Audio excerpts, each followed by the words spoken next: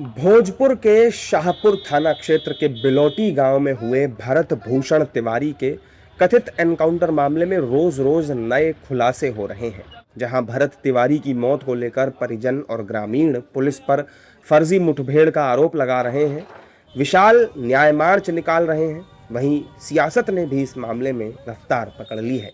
अब BJP MLC Pawan Singh ने कहा है कि भरत भूषण तिवारी का सामाजिक योगदान हमेशा याद रहेगा।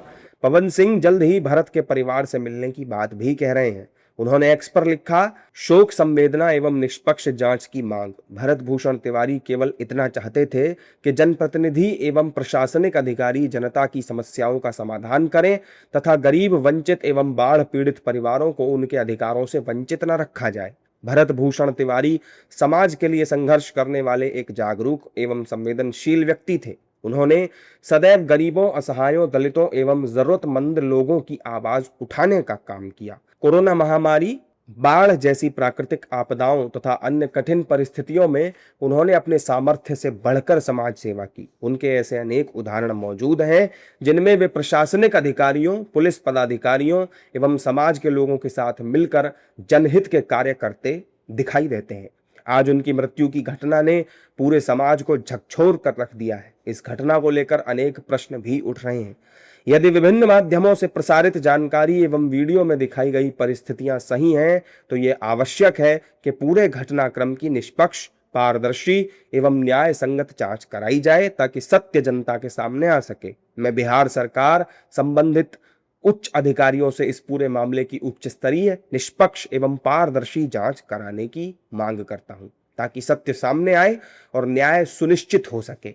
ऐसी घटनाएं समाज में अनेक सवाल खड़े करती हैं और यदि समय रहते सच्चाई सामने न आए तो आम जनता का विश्वास प्रभावित होता है। इस पूरे मामले में बीजेपी जांच के बाद कड़ा एक्शन लेने की बात कह रही है, वहीं कांग्रेस सम्राट सरकार को घेर रही है और एनकाउंटर को फर्जी बता रही है। देखिए, इसके लिए माननीय मुख्यमंत्री जी ने अच्छा काम किया है। उन्होंने इसकी जुडिशियल इंक्वायरी कही है। माननीय मुख्यमंत्री जी का इंटेंशन बहुत ही सही और स्पष्ट है। जो भी गुंडे होंगे वो गोलियों से मारे जाएंगे। जब गोलियों से मारे जाते हैं तो अभी जब तक जुडिशियल इंक्वायरी नहीं पूरी हो जाती है, आप किसी के बारे में कोई भी अच्छा हुआ या बुरा हुआ, यदि बुरा हुआ होगा तो आपको सम्राट चौधरी जी के ऊपर जो है भरोसा रखना चाहिए। वो जितने पुलिस वाले हैं वो सस्पेंड होंगे, डिसमिस होंगे, वो सलाखों के पीछे होंगे। यदि अच्छा किया होगा पुलिस को तो उनको रिवार्ड दिया जाएगा। उनका इनकाउंटर फर्जी हुआ है। जब उस व्यक्ति ने, उस ब्राह्मण बच्चे ने जब अपना हथियार सरेंडर कर दिया, उसके बाद गोली मार दिया, तो ये पूरी तरीके से 302 का मुकदमा होना चाहिए। और ये सम्राट चौधरी जो वहाँ बना है मुख्यमंत्री, ये सभी इस तरीके के लोग इस तरीके के काम कर रहे हैं। मुझे लगता है ये योगी का भी यही काम है, सम्राट चौधरी, और पूरी तरीके से जितना आप जहाँ जहाँ भाजपा की सरकार है, ये जंगल राज पूरी तरह, चाहे वो असम हो, बंगाल हो, छत्तीसगढ़ हो, हर जगह कहीं पेड़ कटवा रहे हैं, कहीं लोगों की हत्याएं करा रहे हैं, ये पूरी भाजपा के लोग। और जंगल का एक राजा दिल्ली में बैठा हुआ है, वो पूरी तरीके से लोगों को आदेशित कर रहा है, लोगों को घर गिरवा रहा है, बुलडोजर मस्जिद गिरवा रहा है, मंदिर गिरवा रहा है। तो मैं समझता हूँ कि समय आ गया है, अब जनता पूरे देश से इनको उखाड़ कर फेंक देगी। भरत भूषण तिवारी के केस में सियासत थमने का नाम नहीं ले रही। जहां जेडीयू का कहना है कि कोई भी आरोपी बख्शा नहीं जाएगा, वहीं आरजेडी एनकाउंटर पर सवाल उठा रही है। देखिए, अपराधी बख्शे नहीं जाएंगे।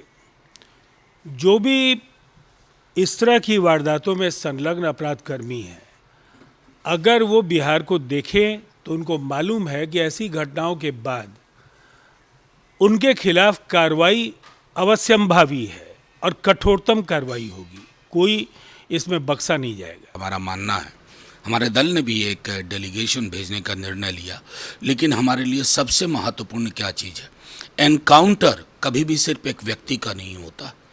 एनकाउंटर सच का होता है। सच पे पर्दा डालने के लिए एनकाउंटर होता है। एनकाउंटर नंबर बढ़ाने के लिए, अपनी पीठ थपथपाने के लिए होता है। क्योंकि किसी भी, मान लीजिए कोई अपराधी है, घोषित अपराधी, उस केस में भी आपका उद्देश्य क्या होना चाहिए? अपराध की जड़ तक जाना, उसके नेटवर्क को देखना, उसके पूरे सहयोगियों की लिस्ट तक पहुंचने की कोशिश करना। जब आप एनकाउंटर करते हैं ना, उन सब पर पर्दा डालते हैं। जाहिर तौर पर सियासी दल सियासत ही करेंगे। अब आपको ग्राफिक्स के जरिए इस केस से जुड़े 5 अपडेट बताते हैं। सड़कों पर लोग, न्याय मार्च निकाला गया, सरकार ने न्यायिक जांच के आदेश दिए, अब तक 3 एफआईआर दर्ज हो चुकी हैं और जांच जारी है। सुप्रीम कोर्ट का तुरंत सुनवाई से इनकार है। सीबीआई से जांच कराने की मांग तेज हो रही है। कुल मिलाकर कहें तो एनकाउंटर को लेकर सत्ता पक्ष और विपक्ष आमने सामने हैं। अब जांच के बाद ही दूध का दूध और पानी का पानी होगा। देखना होगा कि इस मामले की जांच कब तक पूरी होती है।